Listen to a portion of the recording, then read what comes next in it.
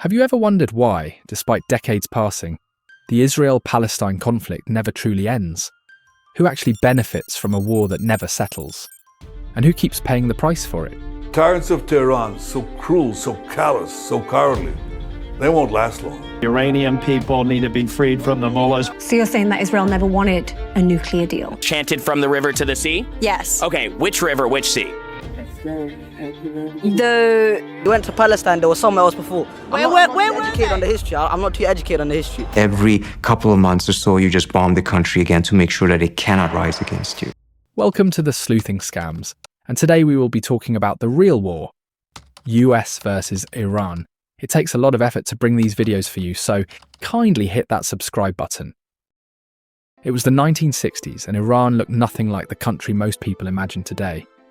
Under the secular rule of Mohammad Reza Shah Pahlavi, Iran was pushing hard toward modernization. Cities like Tehran felt closer to Paris than to a theocracy.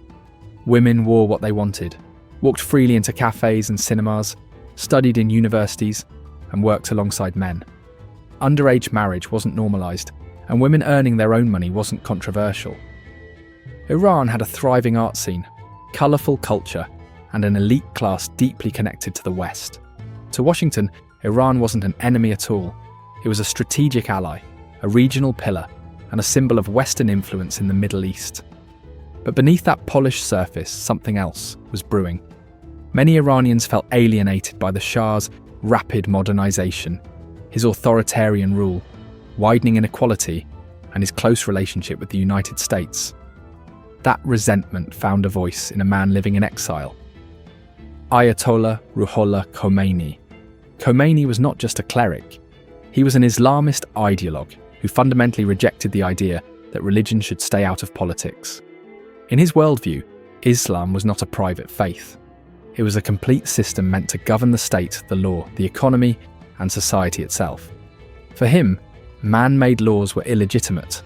Only Sharia, as he interpreted it, had the right to rule.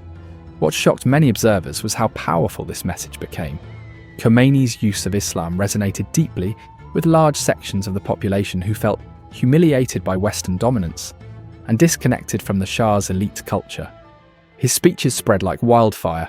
His followers poured into the streets, blocking roads, chanting slogans and burning American flags. Anti-Americanism became the emotional fuel of the movement. The United States wasn't just a foreign power anymore. It was framed as the corrupter of Iranian society, the protector of a tyrant, and the enemy of Islam itself. The protest grew so intense that the Shah declared martial law. Still, the crowds didn't stop. Even during Muharram, one of the most sacred months in Islam, the streets were flooded with demonstrators holding American flags just to burn them. It was a symbolic message. This revolution was bigger than fear, bigger than tradition, and bigger than compromise. America tried to intervene behind the scenes. There were discussions about military support for the Shah, ways to stabilize the situation, ways to slow the collapse. But time had already run out. Behind the curtains, the Shah was fighting another battle entirely. He was suffering from cancer, a fact hidden from the public but devastating to his ability to rule. In 1979, when he left Iran to seek medical treatment in the United States, the system collapsed almost instantly. Khomeini returned from exile like a victorious prophet. But what followed wasn't a classic military coup.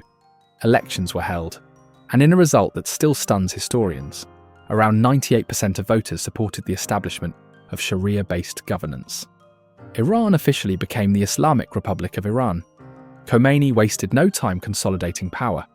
He created the Islamic Revolutionary Guard Corps, not just as a military force, but as an ideological enforcer. Their job was simple and brutal: make sure everyone followed Sharia law and that no counter-revolution ever rose again. But Khomeini understood something crucial. Ideology alone isn't enough. An enemy is needed. And America was perfect for that role. On November 4th, 1979, a massive crowd stormed the US Embassy in Tehran. 52 American diplomats and citizens were taken hostage. They were held for 444 days. The images humiliated the United States on the global stage and permanently poisoned relations between the two countries. For Iranians loyal to the regime, it was proof that America was weak and hostile. For Americans, it was proof that this new Iran was dangerous, irrational, and driven by ideology rather than diplomacy. But Khomeini made another move that reshaped the region. He openly challenged the monarchies of neighbouring countries. He declared that the Islamic revolution would not stop at Iran's borders. His message was clear. Kings and secular rulers across the Muslim world were illegitimate. Sharia should rule everywhere. Iran, in his vision, would lead the Muslim world. This terrified regional powers and ignited massive conflict, most notably the Iran-Iraq War. That war dragged on for 8 brutal years, killing hundreds of thousands, draining resources and ending without a real victory for either side. When Khomeini died on June 3, 1989, the United States felt a sense of relief. The architect of the revolution was gone. But what Washington failed to grasp was that this wasn't a personality-driven regime.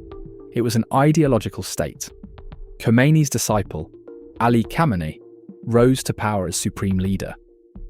The lives of ordinary Iranians continued to worsen under sanctions, isolation, and repression.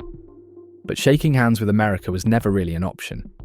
The system Khomeini built made hostility toward the US a core pillar of legitimacy.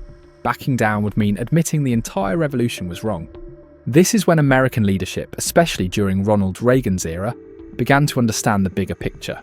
This wasn't a traditional regime change, where a new ruler eventually seeks normalization. This was an ideological fire, one that could spread.